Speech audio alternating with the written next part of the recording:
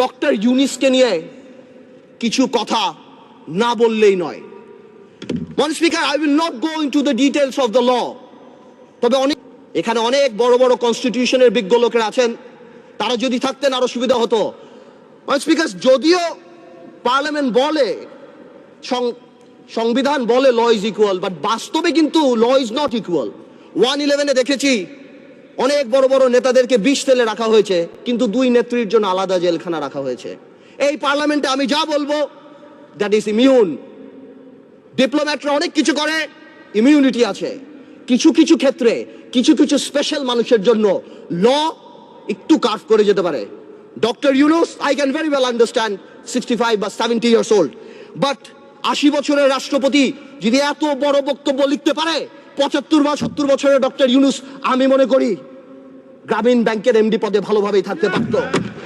মাননীয় speaker, doctor Yunus বাংলাদেশের সম্পদ না পৃথিবীর সম্পদ। আমি দেখেছি আমাদের মাননীয় পররাষ্ট্রমন্ত্রী বলেছেন this will not affect our relationship, বহির্বিশ্বের সাথে আমাদের সম্পর্কে। ঠিক তার পরের দিনই জন কেরি বলেছেন উই আর কনসার্নড।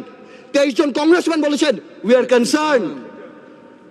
বহির্বিশ্ব ফোন উঠে ঝগড়া করবে না। ডক্টর ইউনুস আমাদের মতো না। আমার ফোনে সবচেয়ে বড় ভিআইপি ফোন করে জয়নাল আবেদিন ফারুক সাহেব, আর ডক্টর ইউনুসের ফোনে ফোন করে হিলারি ক্লিন্টন। মনে রাখতে হবে সে কোথায় উঠে গিয়েছেন। ডক্টর ইউনুসের এই ব্যাপারটা অ্যামিকেবলি সেটেল করা যেত। আই হ্যাভ উইটনেসড ইট। আমি নিজে দেখেছি বিবিসিতে হোয়াইট হাউস স্পোকসম্যান বলছে we are deeply concerned, this is Yunus allergy. আমি জানি অনেকে বলতে পারবে এটা আমাদের সার্বভৌমত্ব, আই ক্যান আন্ডারস্ট্যান্ড, এটা আমাদের সার্বভৌমত্ব, কিছু একটা ব্যালেন্স নিড টু বি ড্রন। এখন সার্বভৌমত্বর সাথে ব্যালেন্স, এখন গ্লোবালাইজেশনের সময় কালকে বাংলাদেশে বিপদ হচ্ছে, আমরা তাদের কাছে যে হাত পাততেছি, 2 নেত্রীর মনোমালিন্য হচ্ছে, নির্বাচনে যাবো কি যাবো না, আমেরিকান এম্বাসির দাওয়াতে ভিড় লেগে যাচ্ছে, এখানে ভিড় লেগে যাচ্ছে, আর যখন কোনো কিছু হচ্ছে তখন কি বলা হচ্ছে এটা আমাদের সার্বভৌমত্ব ব্যাপার। এটা সার্বভৌমত্ব ব্যাপার না, এটা পার্সোনাল ভেন্ডারের ব্যাপার।